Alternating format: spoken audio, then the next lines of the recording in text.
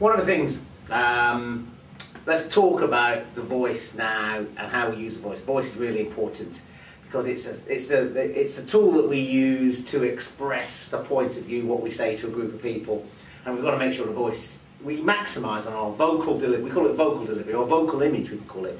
See, you can see somebody in making a presentation, it's all called a visual image, but the voice is a vocal image, how the words come out. Now, there are certain things you have to think about in terms of the voice, but you have to think about, well, before we get to that point, what could affect the voice? And a number of factors. Now remember, if you're doing a presentation, stress comes in. You know, it's a stressful situation, and you might find that there are times when it does actually affect the voice. Now, the way in which we produce words is obviously the lungs push air out over the vocal cords through the mouth, and the muscles in the mouth and the tongue, they create the words. That's why we speak in the way we do and the accents that we have. So we have to make sure that we maximise all of those factors. Now, the effect of stress on the voice, sometimes when we're nervous, we make quick and shallow breaths. And if you want to become a good singer, you need to be able to control the way in which the words come out so you can sing what you need to. So you need to be able to breathe properly. One of the exercises you can do before you speak is breathe. Learn how to breathe. You can place your hand on your tummy and learn how to breathe. So you're making deep breaths, and you're able to project the air out and control what happens in there. So before the presentation? Before you make the presentation. It's a good way of actually helping nerves as well, because you're taking deeper breaths, it brings more oxygen in, and it actually allows you to be more calmer and more oxygen to the brain to make it function more effectively. Take out the stress. Yes, it does manage to reduce the stress in terms of a presentation. But when you're under stress, you go, you don't even know you're breathing like that, and the control of breathing is really important. Not breathing deeply, you know, like shallow and... Exactly. So it's really important that you know how to breathe, and you've got to do it before you go in there, so it does relax. Tension of the muscles around here stops us from being able to form words effectively. So, if you're going to be speaking, you need to be able to... One thing you can do, one of the other stress things you can do, is sometimes tense the muscles where you know where your muscles get tense, your shoulders, and relax them. Feel the tension come out of the shoulders. You can tense the face and relax. You need to know what it's like when you're tense, and you need to know what it's like when you are relaxed. So you can do, it's a process of stress reduction where you tense and relax, and coupled with breathing as well. Just relax, and you've got to let it all flow, the tension, make sure it's out, flows out from the body there. It's a good way of being able to control the tension in your arms and your neck and your mouth as well. Know where you get tense. If you get tense in your hands, tense and relax. What you're doing is you're unstressing, you're de-stressing. Surge of adrenaline speeds up the pace in which we do things, making words merge and difficult to pronounce. One of the things about adrenaline is it does make us speak quicker. And sometimes people are so nervous they just want to speak at this pace, so they just get it out of the way so nobody can understand what they're talking about, but at least they get the presentation in half the time, but nobody can actually follow what you're saying. And if you're speaking to an audience where they can't even catch what you're saying if they do speak English, but if they don't speak English, they don't understand what you can say anyway, but at least you got it over with, and goodbye. Not great, but at least you've finished this process. Not brilliant to do that. What you need to do in a presentation is make sure you speak at a pace by which you can get the words out, the meaning out, and the audience can hear what you need to say as well. A surge of adrenaline makes us speak quicker, and it wants us to speed up our process of delivery. But if we go too fast, people can't keep up with us, so we need to be able to speak at a more measured pace. One of the areas of practicing is the practice to speak at half your natural speed and learn how to control the word flow which comes out of your mouth. That's a great technique to practice, because you're now in control of how you produce the words, the sentences and the meaning.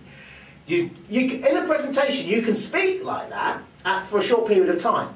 So if we met for the first time and I spoke to you like this, you would think, oh my goodness, who is this person? Now in a presentation, Why is it so slow? exactly. Now in a presentation, you can speak like this for short periods of time, especially if you're explaining something on a screen or making a point to an audience. It's a good technique to learn.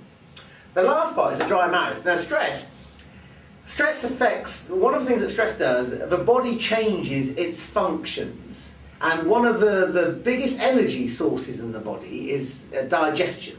When you're under stress, you don't need to eat, you just need to get away. It's what we call the classic fight and flight. You run or you fight. Now what the body does, it switches off non-essential functions such as digestion, which is why the salivary glands don't work as well, which means your throat gets dry.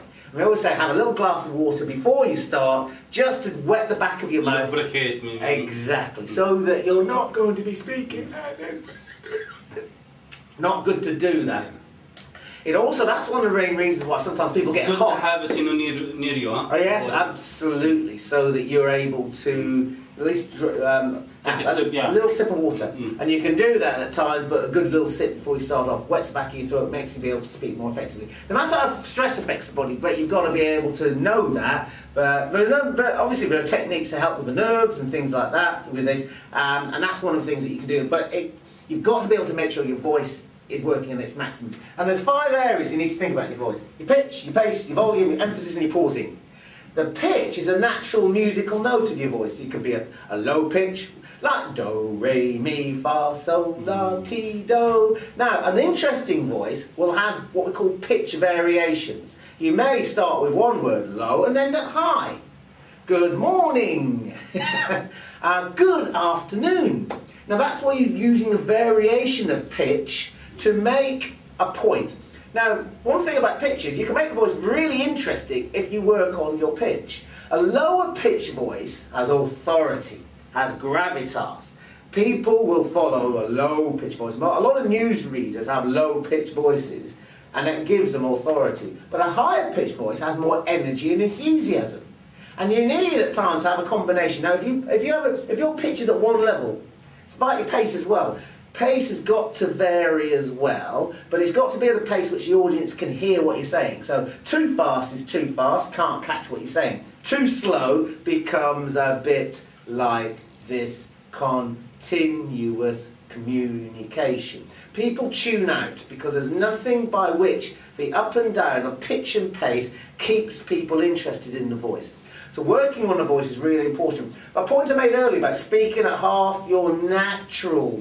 When you speak like that, it's good to put a bit of emphasis on certain what we call key words. Especially if it's something we're talking about in terms of, well, this is a revolutionary new process. We're so excited about this. We're changing the pitch and the pace just to add a little bit of extra to a voice. And great presenters know how to use the voice to really sell an idea, put across the importance of an idea. Volume's got to be loud enough for the whole audience to hear. Not too loud. Some voices project very well, some are too soft.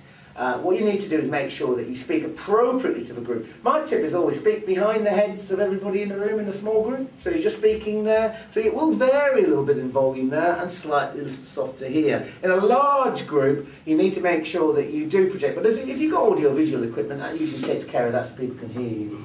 Emphasis is really important. You emphasise points in your presentation. Again, coming down to the point, you emphasise words and phrases. Things where you want people to pay particular attention to a point in a presentation. It could be a diagram, a bullet point, it could be something you've talked about, but you now need to be able to use those areas of emphasis to make sure that people can see. So this is really, really important. You can emphasise by repeating a word. Repetition is great for presentation. There's 3 things you need to know in terms of property development. Location, location, location.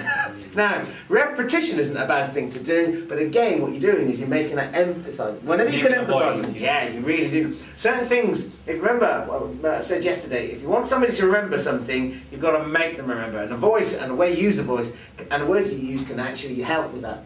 The last one is pausing, though. Really, really important. This is where you're saying nothing, but saying lots. Pausing allows you to be able to, one, allow the audience to think through a point. So if I say something and I pause for a second or two, and when you pause, count Mississippi. 1 Mississippi, 2 Mississippi in your head. Not out loud. It's not good out loud. But in your head it's good. So if you made a point, count, learn to count, so the audience can take that in.